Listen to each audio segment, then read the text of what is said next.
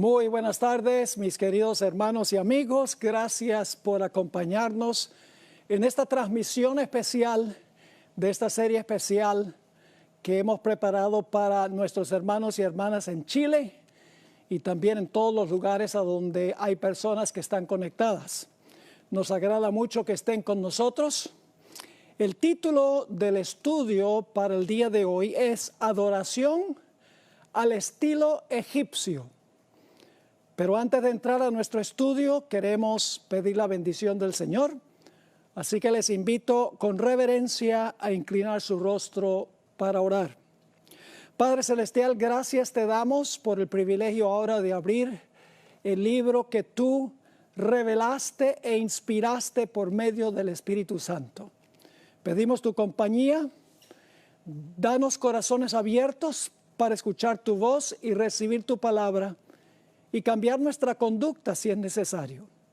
Te damos gracias porque podemos acercarnos a ti en oración y gracias por habernos escuchado, porque te lo pedimos en el nombre de Jesús. Amén. No cabe duda que el conflicto final en este mundo va a ser un conflicto que tiene que ver con la adoración, con la forma en que adoramos a Dios, el día en que adoramos a Dios. Quiero comenzar leyendo Apocalipsis 14, 6 y 7 y luego los versículos 9 al 11. Los versículos 6 y 7 contienen el mensaje del primer ángel, mientras que los versículos del 9 al 11 contienen el mensaje del tercer ángel. Estos son los últimos mensajes de Dios al mundo. Dice en Apocalipsis 14, 6, vi volar por en medio del cielo a otro ángel que tenía el evangelio eterno para predicarlo a los moradores de la tierra, a toda nación, tribu, lengua y pueblo, diciendo a gran voz, temed a Dios y dadle gloria, porque la hora de su juicio ha llegado, y ahora escuchen esto, y adorad a aquel que hizo el cielo y la tierra, el mar y las fuentes de las aguas. Así que el primer ángel insta a todos los seres humanos a adorar al Creador. Pero hay un rival que quiere también nuestra adoración. Quiere que adoremos a su estilo y en su día.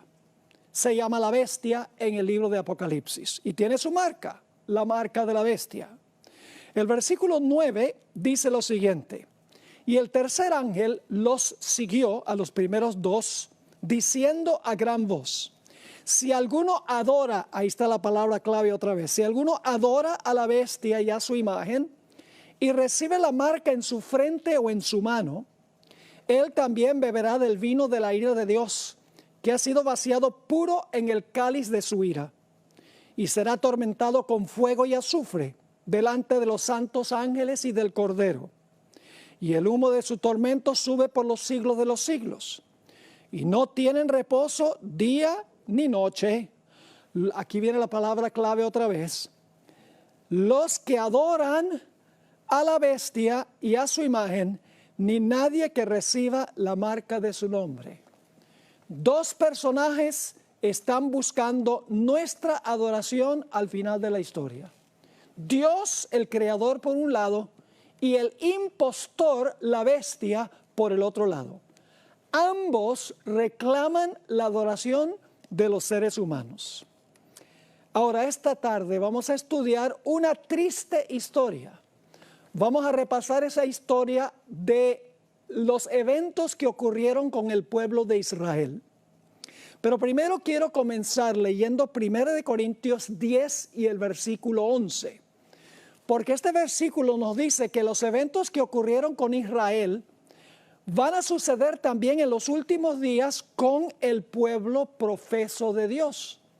Dice allí en 1 Corintios 10 y el versículo 11, después de relatar varias experiencias de la historia de Israel, lo siguiente: y estas cosas les acontecieron como ejemplo, y están escritas para amonestarnos a nosotros, dice el apóstol Pablo, a quienes han alcanzado los fines de los siglos. La historia de Israel nos enseña grandes lecciones a la iglesia cristiana, los que van a vivir a los fines de los siglos. Así que vamos a mirar rápidamente la trayectoria de la historia de Israel, porque lo que pasó con Israel, literalmente, con el Israel literal, representa lo que sucede con el pueblo espiritual de Dios, con el Israel espiritual, con la iglesia cristiana. En el caso de Israel, Egipto representa el mundo. Canaán, hacia donde marcha el pueblo, representa el destino celestial, representa el reino venidero, el reino eterno.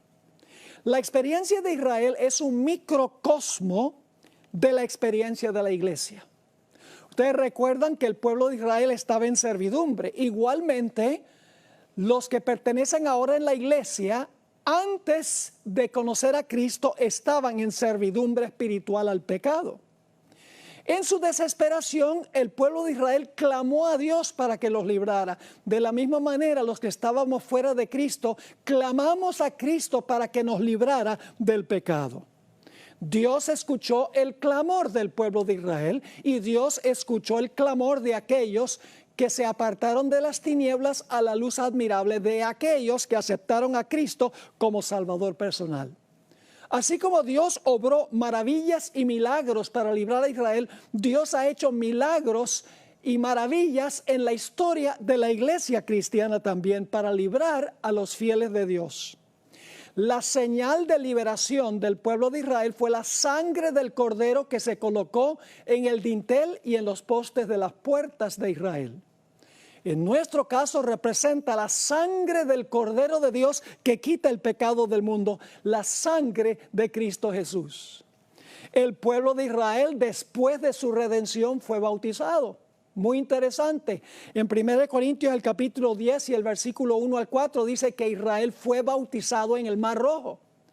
Es decir, ellos entraron a las aguas, cuando salieron de las aguas en el otro lado, toda su vieja vida quedó enterrada en las aguas, porque todos sus antiguos enemigos murieron sepultados en el Mar Rojo.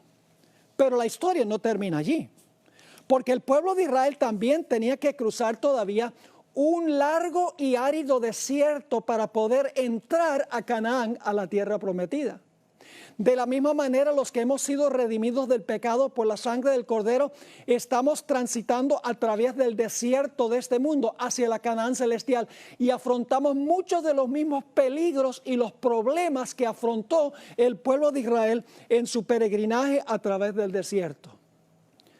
Ahora, si ustedes fueran a cruzar un desierto, ¿qué provisión harían antes de empezar el viaje? Yo creo que las dos cosas más indispensables serían agua y comida. Porque ¿cómo uno va a cruzar un desierto sin agua y sin comida? Pues fíjense, después que el pueblo de Israel salió de Egipto, Dios los redimió, fueron bautizados en el Mar Rojo, dejaron sepultada toda su vida antigua, resucitaron, por así decirlo, a novedad de vida. Entonces, en Éxodo el capítulo 16, Dios les dio maná, que para la iglesia representa la palabra de Dios. Y luego en el capítulo 17, Dios les dio agua de la roca, que representa el agua de la roca, el Espíritu Santo, según Juan 4, 13 y 14 y Juan 7, 37 al 39. Es decir, para cruzar este desierto de la vida, nosotros necesitamos el alimento de la palabra y necesitamos la conducción del Espíritu Santo. Y luego Dios llevó al pueblo de Israel, el pueblo redimido de Israel, al monte Sinaí. Dios quería hacer un pacto con ellos. Dios los había librado gratuitamente. Ellos no hicieron nada para librarse, no tuvieron que pelear, no tuvieron que hacer nada, sino clamar a Dios. Y por la sangre del Cordero fueron librados. Pero ahora Dios les dice a ellos, yo los libré.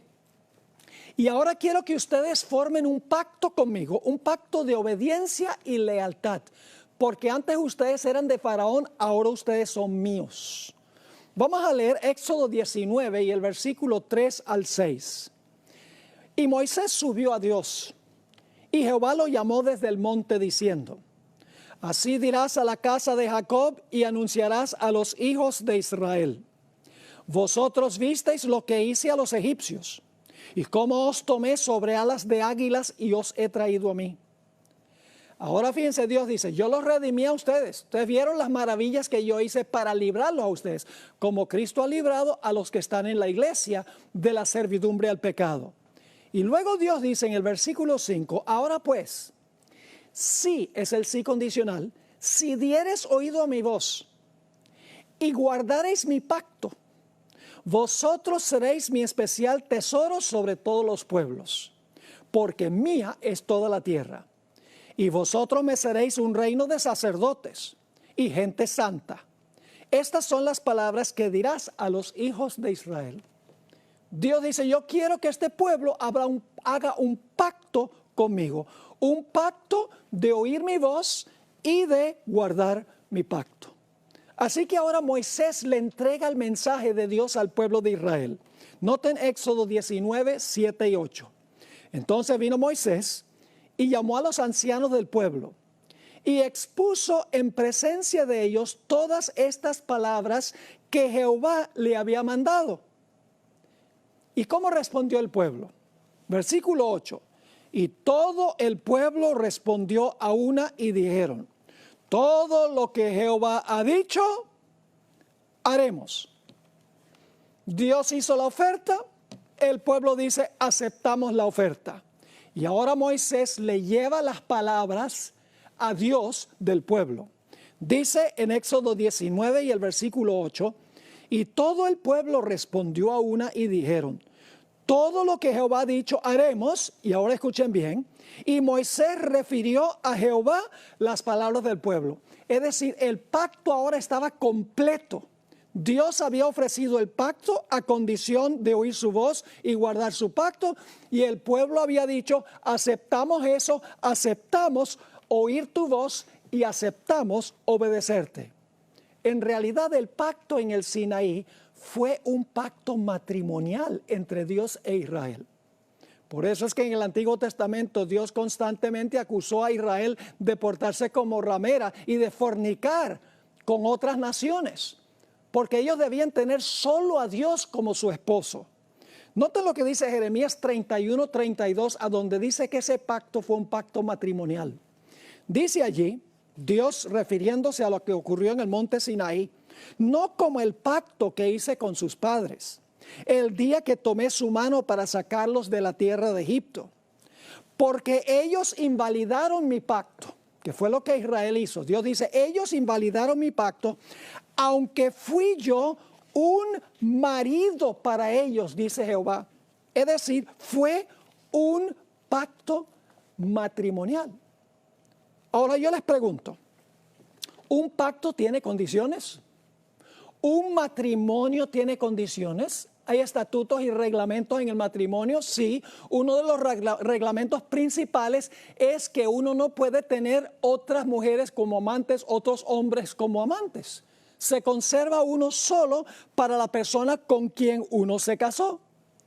Así que Dios le va a dar a Israel en Éxodo 19 y Éxodo 20, a Israel las condiciones del pacto. Les va a entregar los 10 mandamientos. Ahora, noten que Dios no dice: obedézcanme y los voy a librar de Egipto.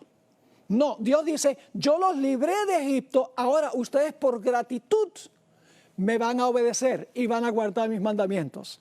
Jesús dijo: si me amáis, guardad mis mandamientos. Es decir, Israel debía amar a Dios porque los libró sin esfuerzo de ellos. Y en respuesta deben haber oído la voz de Jehová y deben haber obedecido el pacto. Noten Éxodo 20 y el versículo 1 y 2.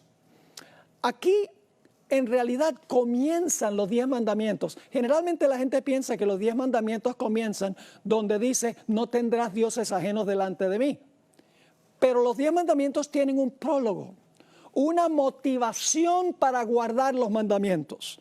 Dice en Éxodo 20, 1 y 2: y habló Dios todas estas palabras diciendo: yo soy Jehová tu Dios, que te saqué de la tierra de Egipto, de casa de servidumbre. Dios dice, yo los libré a ustedes. Y luego en el siguiente versículo, Dios empieza a dar los 10 mandamientos que son los reglamentos del matrimonio. Ahora, antes Dios dice, ustedes eran de Faraón, pero ahora ustedes son míos. Y cuando Dios terminó de revelar los 10 mandamientos, los habló y los escribió con su propio dedo, le entregó los 10 mandamientos a Moisés. Noten lo que dice Éxodo 31 y el versículo 18. Y dio a Moisés, cuando acabó de hablar con él en el monte Sinaí, 2 tablas del testimonio, tablas de piedra escritas con el dedo de Dios. La fidelidad de la iglesia de Dios en el Antiguo Testamento no duró mucho tiempo. Su obediencia a Dios duró solo unos días.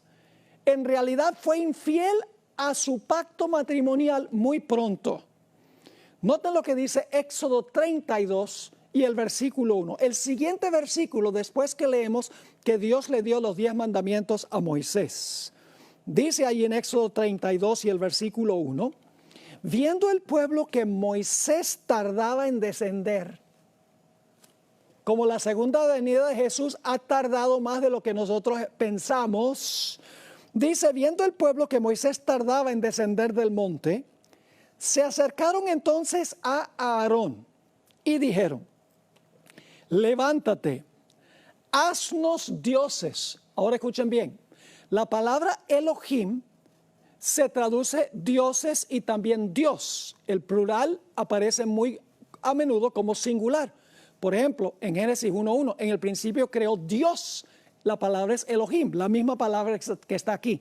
Así que mejor es decir que la gente estaba diciendo, haznos Dios, que vaya delante de nosotros. Y ahora fíjense qué despectivos eran con su líder.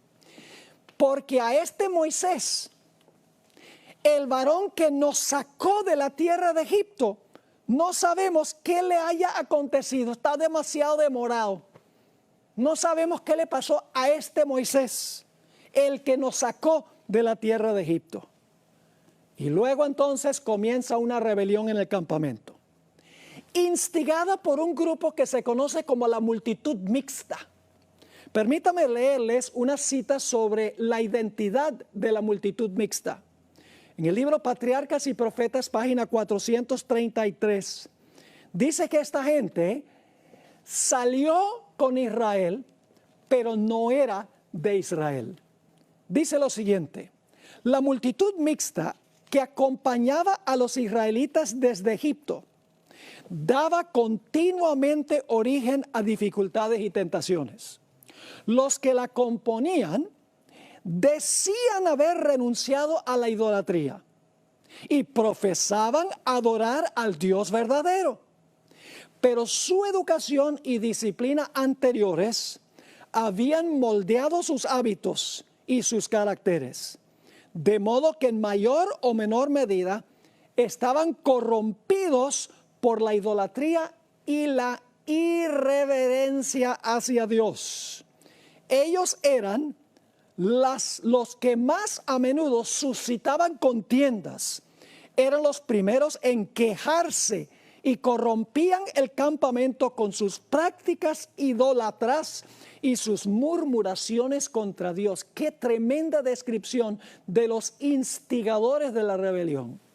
Salieron con Israel, pero su corazón no estaba con Israel. Eran idólatras, como dice aquí. Habían tenido una educación y disciplina en el politeísmo. No tenían reverencia para con Dios. Noten lo que dice Éxodo 32 y el versículo 2 y 3. Ahora el líder Aarón escucha lo que ellos quieren, que se haga un Dios que ellos quieren representar a Jehová, Dios, con lo que va a hacer Aarón. Y Aarón accede. Dice en el versículo 2 del capítulo 32, y Aarón les dijo, apartad los zarcillos de oro que están en las orejas de vuestras mujeres y de vuestros hijos y de vuestras hijas y traédmelos. Entonces todo el pueblo apartó los zarcillos de oro que tenían en sus orejas y los trajeron a Aarón. Ahora escúcheme bien, no trajeron todos los que tenían. Vamos a ver al final de la historia que le quedaron muchos zarcillos y muchos collares, pero trajeron algo para que se fundieran para hacer el becerro de oro. Noten el versículo 4. Hablando de Aarón, dice, y él los tomó de las manos de ellos y le dio forma con buril e hizo de ello un becerro de fundición. Entonces dijeron, Israel, estos son tus dioses. Ahora dice dioses, pero una mejor traducción es, este es tu Dios que te sacó de la tierra de Egipto. Elena White hizo un comentario muy interesante en la Review and Herald, septiembre 6 de 1906, sobre este versículo donde dice, estos son tus dioses que te sacaron. La hermana White identificó que ellos lo que querían era representar a Dios con el becerro, no dioses paganos, el Dios de Israel. Dice la cita así, el resultado de su murmuración e incredulidad fue que Aarón les hizo un becerro de oro, ahora escuchen bien, para representar a Dios. Esa palabra Dios tiene mayúscula inicial. Ellos no querían que ese becerro representara a los dioses de Egipto, sino a Jehová, el Dios verdadero. Sigue escribiendo, él proclamó que este ídolo era Dios. Aarón dijo que el ídolo era Dios, no dioses, Dios. Y la hermana White nuevamente pone la palabra Dios con mayúscula inicial. Y luego dice, y así se suscitó gran entusiasmo sobre este falso Dios. Y ahí la palabra Dios está con minúscula. Es decir, ellos querían que se hiciera un becerro de oro para representar a Dios, no dioses, sino el verdadero Dios. Noten lo que dice el versículo 5 y 6. Ahora ellos van a celebrar un culto. Algunos creen que lo que hicieron al pie del Sinaí, la fiesta que tuvieron, fue una fiesta secular. No. Fue un culto de adoración que le estaban ofreciendo a Dios. Dice en Éxodo 32, 5 y 6. Y viendo esto a Aarón, edificó un altar delante del becerro. Y pregonó a Aarón y dijo, mañana será fiesta para Jehová. Así que levantan un altar. Dice, mañana va a ser la fiesta para Jehová. Versículo 6. Y al día siguiente madrugaron y ofrecieron holocaustos. Fíjate, este es un culto. Ofrecieron holocaustos y presentaron ofrendas de paz. Y se sentó el pueblo a comer y a beber y se levantó a regocijarse.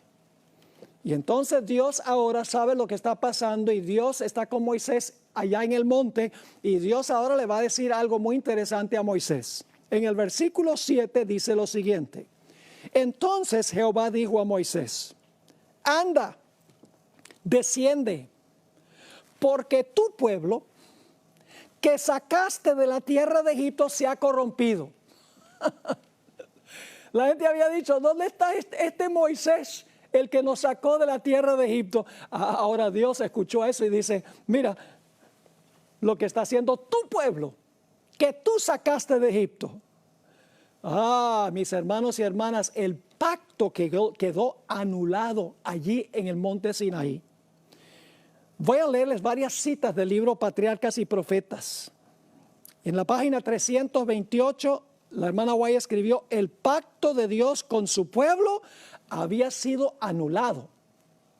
En otra cita, página 329, ella escribió, Dios había dado a entender que rechazaba a su pueblo. La palabra en inglés no es rechazada, es la palabra disowned, que significa, este pueblo ya no es mío.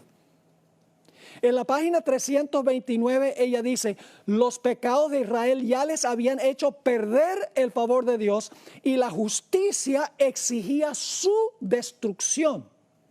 Y en la página 334 dice, los israelitas eran culpables de haber traicionado a un rey que los había colmado de beneficios y cuya autoridad se habían comprometido voluntariamente a obedecer.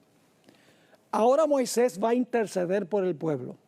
Dios le ha dicho, el pueblo que tú sacaste de Egipto se ha prostituido. Y ahora Moisés va a hablar con Dios y fíjense lo que le va a decir en Éxodo, el capítulo 32 y el versículo 11. Entonces Moisés oró en presencia de Jehová su Dios y dijo: oh Jehová, ¿por qué se encenderá tu furor contra tu pueblo que tú sacaste de la tierra de Egipto con gran poder y con mano fuerte? Moisés estaba diciendo: no me eches este muerto a mí. Tú fuiste el que sacaste a este pueblo de Egipto. Tú fuiste el que libraste a esa gente de Egipto. Ahora noten lo que dice el versículo 15 y 16. Ahora Moisés sabe lo que está pasando al pie del monte. Él está intercediendo por el pueblo que se ha prostituido, que ha quebrantado el pacto de Dios. El pacto ahora no aplica porque han roto su voto matrimonial con Dios. Y en Éxodo 32, 15 y 16 dice: y volvió Moisés y descendió del monte, trayendo en su mano las 2 tablas del testimonio, las tablas escritas por ambos lados. De uno y otro lado estaban escritas. Y las tablas eran obra de Dios y la escritura era escritura de Dios grabada sobre las tablas. Así que Moisés está descendiendo del monte y de repente él oye en el campamento como una revolución que se está realizando. Es el culto que la gente está celebrando ahí al pie del monte, en honor a Dios, según ellos. En Éxodo 32, 17 al 19 dice: cuando oyó Josué el clamor del pueblo que gritaba, dijo a Moisés: alarido de pelea hay en el campamento, es decir, en el campamento hay una guerra.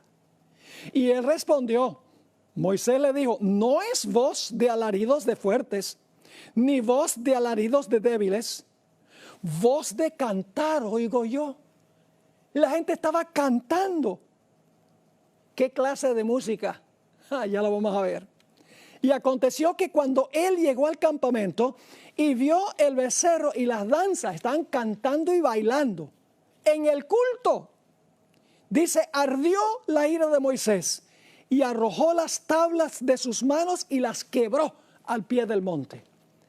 De esa manera estaba indicando de que el pacto había sido roto y quebrado. En Patriarcas y Profetas, página 331, la sierva del Señor escribió: al acercarse al campamento, vieron al pueblo que gritaba y bailaba alrededor de su ídolo.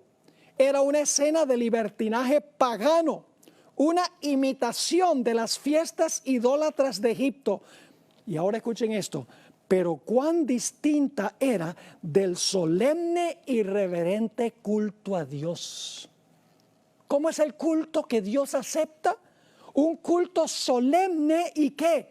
Reverente, según dice aquí. Así que Moisés ahora se llena de ira santa. Todo lo que Dios había hecho por ellos. Y dice en Éxodo 32 y el versículo 19 y 20: y aconteció que cuando él llegó al campamento y vio el becerro y las danzas, ardió la ira de Moisés y arrojó las tablas de sus manos y las quebró al pie del monte. La sierva del Señor escribió en la página 331 de Patriarcas y Profetas para demostrar cuánto aborrecía este crimen. Arrojó al suelo las tablas de piedra que se quebraron a la vista del pueblo, dando a entender en esta forma que así como ellos habían roto su pacto con Dios, así también Dios había roto su pacto con ellos. Ahora hablemos por unos momentos sobre el líder espiritual que había dejado Moisés allí con el pueblo cuando Moisés ascendió al monte. Aarón debería haberse parado y haber dicho: esto está mal, romper los votos matrimoniales. Pero era un líder débil, quería ser políticamente correcto, no estaba dispuesto de pararse en favor de la verdad. En Éxodo 32 y el versículo 21 al 24 dice: y dijo Moisés a Aarón: ¿qué te ha hecho este pueblo, que has traído sobre él tan gran pecado? Y ahora fíjense lo que va a decir Aarón. Y respondió Aarón: no se enoje, mi señor. Tú conoces al pueblo que se ha inclinado al mal, le está echando la culpa al pueblo, pero él era el líder. él debería haber tomado medidas para hacer lo que Dios quería que hiciera. Sigue diciendo en el versículo 23, porque me dijeron, haznos dioses que vayan delante de nosotros. Porque a este Moisés, el varón que nos sacó de la tierra de Egipto, no sabemos qué le haya acontecido. Y ahora va a añadir a la debilidad la mentira. Y yo le respondí, ¿quién tiene oro? Apartadlo. Y me lo dieron y lo eché en el fuego y salió este becerro. Es decir, eché el oro al fuego y el becerro salió saltando del fuego. No había sido así. Dice que lo formó con buril. Quiero leerles ahora unas citas del Espíritu Profecía sobre el carácter de Aarón. Moisés era un hombre que se paraba en pro de la verdad. No titubeaba. Aunque lo quisieran apedrear, él hacía lo que era correcto. No así con Aarón. Dice en Patriarcas y Profetas, página 327. Aarón reconvino débilmente al pueblo. Y su vacilación y timidez en el momento crítico solo sirvieron para hacerlos más decididos en su propósito. Aarón temió por su propia seguridad y en vez de ponerse noblemente de parte del honor de Dios, cedió a las demandas de la multitud, lo que el pueblo quería. La gente admiró la gentileza y la paciencia de Aarón, pero ni Moisés ni Dios lo vieron así. En Testimonios para la Iglesia, tomo 4, páginas 514 y 515, agrega esto en cuanto a Aarón. Por temor a ofender al pueblo, guardó silencio. No se paró audazmente a favor de Dios, sino que para complacer al pueblo, darle al pueblo lo que ellos querían. Para complacer al pueblo, hizo un becerro de oro.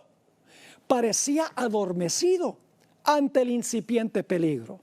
Aarón podría haber coartado la primera palabra rebelde, pero temía tanto ofender al pueblo que aparentemente se unió con ellos y finalmente lo persuadieron que hiciera un becerro de oro para ellos adorarlo. Y luego Elena White habla sobre la iglesia en el presente. En Patriarcas y Profetas, página 328, ella escribió, y hay todavía Aarones dóciles. Esa no es la mejor traducción de la palabra que usa Elena White, quien escribió en inglés. La palabra en inglés es pliant. Aarones que son pliant. ¿Qué significa esa palabra? Significa plegable, fácilmente influenciado, flexible, algo que se dobla fácilmente, algo que cede fácilmente ante la presión. Eso es lo que dice Elena White. Hay todavía Aarones plegables. Sigue escribiendo que mientras desempeñan cargos de autoridad en la iglesia, ceden a los deseos de los miembros no consagrados y así los incitan al pecado. ¡Wow! Una última cita sobre el carácter de Aarón, Patriarcas y Profetas, página 333. De todos los pecados que Dios castigará, ninguno es más grave ante sus ojos que el de aquellos que animan a otros a cometer el mal. Dios quisiera que sus siervos demuestren su lealtad, reprendiendo fielmente la transgresión, por penoso que sea hacerlo.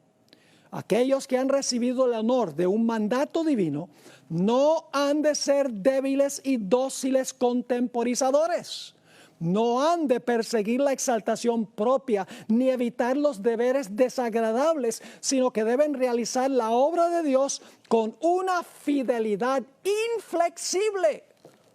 Esa es la clase de líder que Dios está buscando. No el líder que se deja llevar por la corriente de lo que la gente quiere. Elena White nos dice que inclusive algunos que se pararon en favor de la verdad perdieron sus vidas. Patriarcas y Profetas, página 327. Algunos permanecieron fieles a su pacto con Dios, pero la mayor parte del pueblo, no la minoría, la mayoría, se unió a la apostasía. Unos pocos que osaron denunciar la propuesta imagen como idolatría, fueron atacados y maltratados, y en la confusión y alboroto perdieron finalmente la vida. Así que Dios ahora le dice a Moisés, yo voy a destruir a este pueblo y voy a escoger a otro pueblo. Dios no tenía planes de hacer eso, pero Dios quería ver cómo se sentía Moisés en este caso. En Éxodo 32 y el versículo 31 y 31 al 33 dice, entonces volvió Moisés a Jehová y dijo, te ruego pues, este pueblo ha cometido un gran pecado, porque se hicieron dioses, nuevamente debemos ponerlo en singular, porque se hicieron Dios de oro, que perdones ahora su pecado, y si no, ráeme ahora de tu libro que has escrito. Dijo Moisés, mira, si tú no puedes salvar a este pueblo, entonces que perezca yo. La misma actitud que tuvo Jesús. Jesús dijo, estoy dispuesto de morir y sufrir la pérdida eterna con tal de salvar a mi pueblo. Ahora, ¿cómo debía mostrar el pueblo su humildad ante la reprensión de Dios? Éxodo 33 y el versículo 1 al 6 nos dice qué es lo que Dios recomendó que se hiciera o mandó que se hiciera. Dice allí en el versículo 1, Jehová dijo a Moisés, anda, sube de aquí, tú y el pueblo que sacas. Todavía Dios está un poquito, podríamos decir, enfogonado. Dice, y el pueblo que sacaste de la tierra de Egipto, a la tierra de la cual juré a Abraham, Isaac y Jacob, diciendo, a tu descendencia la daré, y yo enviaré delante de ti el ángel, y echaré fuera al cananeo, al amorreo, al eteo, al fereceo, al heveo y al jebuseo, a la tierra que fluye leche y miel. Y ahora Dios les dice a ellos, pero yo no subiré en medio de ti, es decir, Dios dice, yo no voy a ir con ustedes, porque eres pueblo de dura cerviz, no sea que te consuma en el camino. Y oyendo el pueblo esta mala noticia, que Dios no iba a ir con ellos, vistieron luto y ninguno se puso sus atavíos, ninguno se puso sus joyas. La palabra atavío se refiere a joyas, porque Jehová había dicho a Moisés, fíjense que no se quitaron las joyas porque ellos se les ocurrió la idea, sino porque Dios lo mandó como señal de que ahora iban a ser fieles a Dios, porque Jehová había dicho a Moisés, di a los hijos de Israel, vosotros sois pueblo de dura cerviz, en un momento subiré en medio de ti y te consumiré. Quítate pues ahora tus atavíos, para que yo sepa lo que te he de hacer. Entonces los hijos de Israel se despojaron de sus atavíos desde el monte Horeb, porque las joyas eran señal de arrogancia. Dios dice, quítate las joyas como señal de humillación. Algunos dicen, bueno, pero eso era en el Antiguo Testamento. Ahora estamos en el Nuevo. El Nuevo también dice lo mismo. En 1 Timoteo, el capítulo 2 y el versículo 9 y 10, el apóstol Pablo escribió, asimismo que las mujeres se atavíen de ropa decorosa, con pudor y modestia, no con peinado ostentoso, ni oro, ni perlas, ni vestidos costosos, sino con buenas obras, como corresponde a mujeres que profesan piedad. El apóstol Pedro, el otro gigante del Nuevo Testamento, escribió algo similar en 1 de Pedro 3 y el versículo 3 y 4. Aquí Pedro escribió, vuestro atavío no sea el externo, de peinados ostentosos, de adornos de oro o de vestidos lujosos, sino el interno, el del corazón, en el incorruptible ornato de un espíritu afable y apacible, que es de grande estima delante de Dios. Ahora yo quiero preguntar, ¿será posible que la iglesia remanente al final de la historia afronte una prueba semejante a esta? ¿Será que la música llegará nuevamente a ser un problema en la iglesia al acercarnos a la Canaán celestial? En el año 1898 y 1899, el evangelista S.S. Davis, evangelista adventista, introdujo una herejía que se conoce como la herejía de la carne santificada. Es la idea de que antes que Cristo venga, Dios nos va a dar carne santa y por lo tanto no vamos a poder pecar porque nos va a quitar la naturaleza pecaminosa. Esa es una herejía. Eso pasa es cuando Cristo venga, no antes de que Cristo venga. Pronto los pastores de la Asociación de Indiana, junto con el presidente de la Asociación de Indiana, adoptaron esta herejía. La conferencia general estaba muy preocupada por lo que estaba pasando en Indiana, porque el presidente, el evangelista, muchos pastores habían aceptado esta falsa enseñanza, esta herejía. Y además de eso se escuchaban rumores de que había un estilo de culto problemático. Por lo tanto, la conferencia general mandó a dos pastores de confianza, el pastor Stephen Haskell y el pastor A.J. Breed, como observadores del campestre que se celebró del 13 al 23 de septiembre del año 1900 en la ciudad de Muncie, Indiana.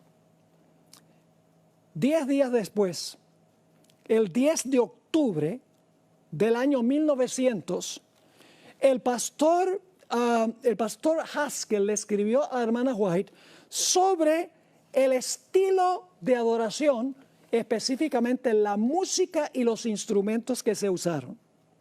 Escribió lo siguiente: había un tambor grande, 2 tamboriles, una viola, 2 violines, una flauta y 2 trompetas que se unieron a un órgano y unas pocas voces.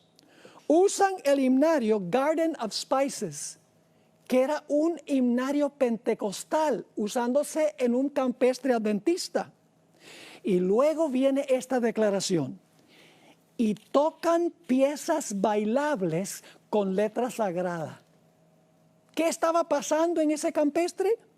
Estaban tocando con esos instrumentos piezas bailables con letra sagrada, entremezclando lo santo con lo común. Ahora, la hermana White explicó que poco antes de cerrarse la puerta de la gracia, otra vez va a surgir en la iglesia adventista este problema. Voy a leerles un par de citas que encontramos. Estas citas están en Mensajes Selectos, tomo 2, empezando en la página 36 en adelante. Escribió ella sobre esta experiencia en Indiana. No resumiré toda la historia porque es demasiado penosa. Pero en enero pasado el Señor me mostró que en nuestras reuniones de reavivamiento se introducirían teorías y métodos erróneos y que se repetiría la historia pasada. Me sentí angustiada, dice la hermana White. Se me instruyó para que dijera que en esas demostraciones estaban presentes demonios en forma humana que trabajaban con todo el ingenio que Satanás puede emplear para hacer que la verdad resultase ociosa para las personas sensibles. Y debía decir además que el enemigo estaba tratando de disponer las cosas de tal modo que las reuniones de reavivamiento, que han sido el medio de presentar la verdad del tercer ángel ante las multitudes, lleguen a perder su fuerza y su influencia. Y luego viene esta cita. La hermana White está escribiendo al pastor Haskell en respuesta a la carta que él envió sobre lo que había visto en ese campestre. Dice la hermana White: esas mismas cosas que habéis explicado que ocurrían en Indiana, el Señor me ha mostrado que volverían a ocurrir justamente antes de la terminación del tiempo de gracia. En la iglesia se manifestará toda clase de cosas extrañas.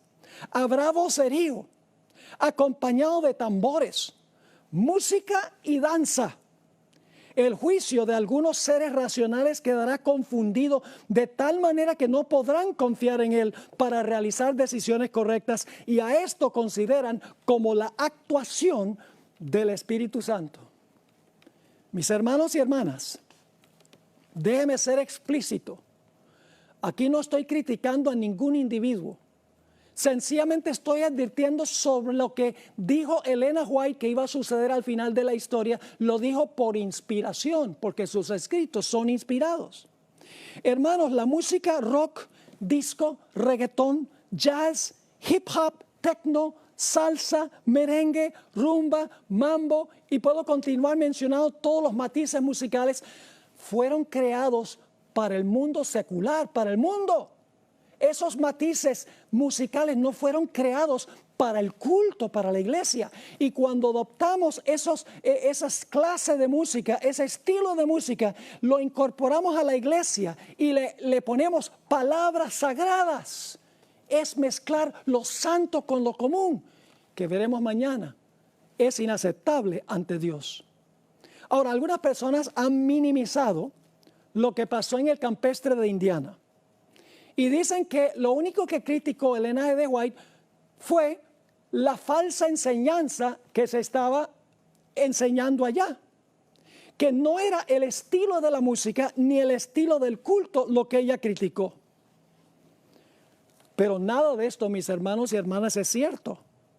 Sus comentarios revelan con absoluta claridad que ella no solo se opuso a la falsa teología de la carne santificada, sino que se opuso también al estilo de culto y a la música que se usó allí. Los comentarios de Elena White sobre este campestre se encuentran en Mensajes Selectos, tomo 2, página 36 a la página 45. Si ustedes leen esas páginas, van a encontrar los siguientes puntos principales. Y luego voy a leer algunas citas del Espíritu de Profecía que corroboran los puntos principales que voy a mencionar. Elena White escribió que Satanás usó este estilo de culto para desviar a la gente de la verdad presente y para lograr que el mensaje del tercer ángel perdiera su fuerza y su influencia. También escribió que el Espíritu Santo nunca se manifiesta en ese estilo de culto. Escribió que ese estilo de culto no se necesita para convertir a las almas. Dijo que ese estilo de culto se iba a ver de nuevo, como notamos, en las reuniones de reavivamiento de la iglesia adventista, justamente antes de cerrarse la puerta de la gracia. También escribió que no se debería estimular esta clase de culto. La hermana White no solo criticó la falsa teología que se estaba enseñando, la hermana White también criticó severamente el estilo de culto y específicamente la música que se usó en ese culto. Permítame ahora leerles citas de Elena White que corroboran todos los puntos que acabo de mencionar. Estoy leyendo de esas páginas, página 36 a la página 45, escogiendo algunas partes. Escribió Elena White: el Espíritu Santo nunca se manifiesta en esta forma, mediante ese ruido desconcertante. Esto constituye una invención de Satanás para ocultar sus ingeniosos métodos destinados a tornar ineficaz la pura, sincera, elevadora, ennoblecedora y santificadora verdad para este tiempo. Es mejor no mezclar nunca el culto de Dios con música. Ahora escuchen bien, tiene que ver con la música. Es mejor no mezclar nunca el culto de Dios con música que utilizar instrumentos musicales para realizar la obra que en enero pasado se me mostró que tendría lugar en nuestras reuniones de reavivamiento. Dice que el problema era con la música y la forma como se usaron los instrumentos musicales. Sigue escribiendo: la verdad para este tiempo no necesita nada de eso para convertir a las almas. A veces se usa el argumento, bueno, hay que darle a la gente la música que le gusta. Pero lo que convierte al alma, mis hermanos y hermanas, es la palabra de Dios. La música apoya el mensaje de la palabra de Dios. Así que dice ella, el ruido desconcertante aturde los sentidos y desnaturaliza aquello que, si se condujera en la forma de vida, fíjense que tiene que ver con la forma, si se condujera en la forma de vida, constituiría una bendición. El influjo de los instrumentos satánicos, hay un problema de traducción aquí, no voy a entrar en eso. Los instrumentos satánicos no son instrumentos musicales, son seres humanos que usan los instrumentos. Pero dice ella, el influjo de instrumentos satánicos se une con el estrépito y el vocerío, con lo cual resulta un carnaval. Y a esto se lo denomina la obra del Espíritu Santo. Escribió, no debería estimularse esta clase de culto. No es la herejía, es la clase de culto. Escribió también, no resumiré toda la historia porque es demasiado penosa. Pero en enero pasado el Señor me mostró que en nuestras reuniones de reavivamiento se introducirían teorías y métodos erróneos y que se repetiría la historia pasada. Me sentí angustiada. Se me instruyó para que dijera que en esas demostraciones estaban presentes demonios en forma humana, que trabajaban con todo el ingenio que Satanás puede emplear para hacer que la verdad resultase odiosa para las personas sensibles. Y luego sigue escribiendo, debía decir además que el enemigo estaba tratando de disponer las cosas de tal modo que las reuniones de reavivamiento, que han sido el medio de presentar la verdad del tercer ángel ante las multitudes, lleguen a perder su fuerza y su influencia. El propósito de Satanás era usar la música para que la gente no tuviera interés en el mensaje del tercer ángel, en el mensaje de la verdad presente, porque el culto se debe centrar en el mensaje. La música apoya el mensaje, no el mensaje a la música.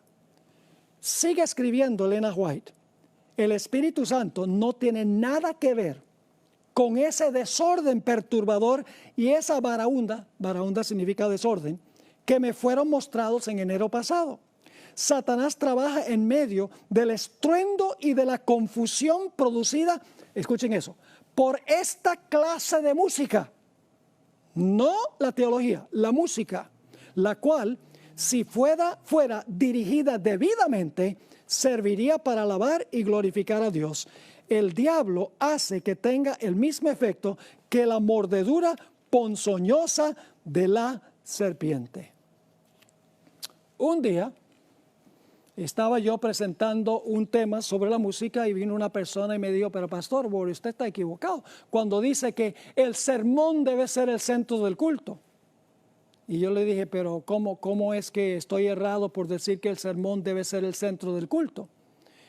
Me dijo, si usted mira todas las escenas de adoración en el libro de Apocalipsis, va a encontrar que en esas escenas de adoración no hay ni un solo sermón, es pura alabanza. Por esa razón es que en algunas iglesias se va muchísimo tiempo en la alabanza y luego queda nada más un cortico tiempo para el sermón. Y no lo digo porque me lo dijeron, sino porque soy predicador y tengo esa experiencia. He ido a iglesias a donde se dedica 1 hora a la alabanza y después dicen, pastor, tiene 15 minutos para predicar el sermón. Eso es poner la carreta antes que el caballo, mis hermanos y hermanas. Porque el culto debe centrarse en el sermón. Por eso es que tradicionalmente el púlpito ha estado en el centro de la plataforma. La iglesia católica es el altar, porque la teología católica dice que el centro del culto es la misa o la Eucaristía. En muchas iglesias protestantes hoy en día no tienen ni púlpito ni altar, tienen un escenario grande. Están diciendo que ahí el entretenimiento es lo central. Pero en la iglesia adventista el púlpito está en el centro porque la predicación de la palabra es central en el culto adventista. Y entonces yo le miré y le dije, sí hay sermón. Me dijo, muéstramelo. Yo no veo ningún sermón. En Apocalipsis 4, Apocalipsis 5, Apocalipsis 19, Apocalipsis 7, hay escenas de adoración y nunca hay un sermón. Yo le dije, el problema es que no te has fijado cuidadosamente en esas escenas de adoración. Le dije, ¿tú has visto por qué están cantando esos grupos en los diferentes capítulos? Me dijo, no, sencillamente están cantando. Yo le dije, no están sencillamente cantando. El himno está acorde con un evento que acaba de ocurrir. Y luego le mencioné, cuando Cristo nació, los ángeles cantaron un himno.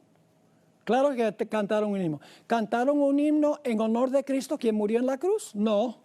Gloria a Dios en las alturas y en la tierra paz, buena voluntad para con los hombres, porque había nacido el Mesías. El himno estaba acorde con el evento. Cuando Cristo murió sobre la cruz, en Apocalipsis 12, 10 al 12, los ángeles celestiales elevaron una canción y dijeron, ha sido echado fuera el acusador de los hermanos.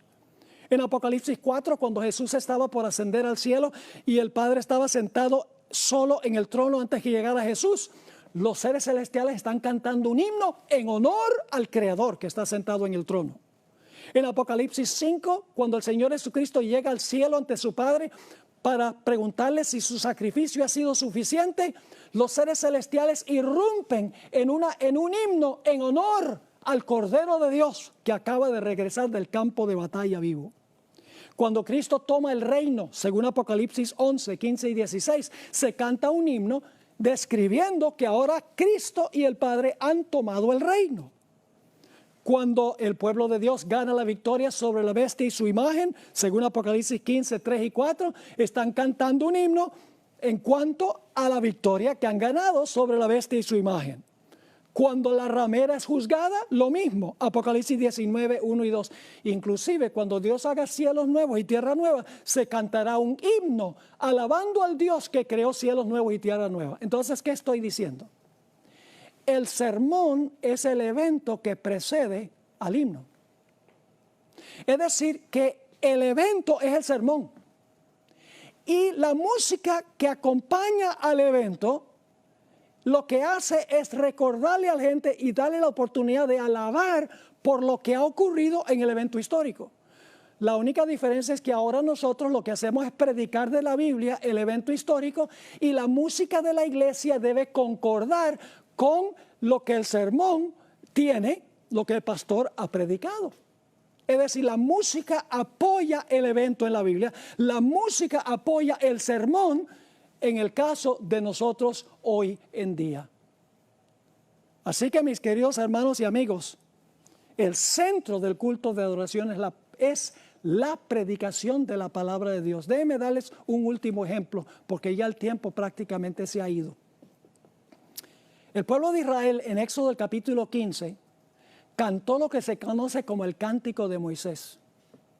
¿Cuál fue el tema central del himno? El tema central del himno fue, acababan de cruzar el Mar Rojo. Iban a perecer a manos de los egipcios. Pero los egipcios fueron sepultados en las aguas y salió el pueblo de Israel en el otro lado del mar, libres de su servidumbre. Todo el himno que ellos cantaron lo que hace es traer a la atención la gloria a Dios por el evento que acaba de pasar. Es decir, el himno apoyó el evento, así como el sermón presenta el evento hoy en día, aunque ya ocurrió en el pasado, y entonces la música que se canta es apoyo para el evento histórico sobre el cual se está predicando. Mis hermanos y hermanas, la Biblia y el espíritu de profecía son claros. El culto a Dios no se parece al culto que le ofrecen los personajes seculares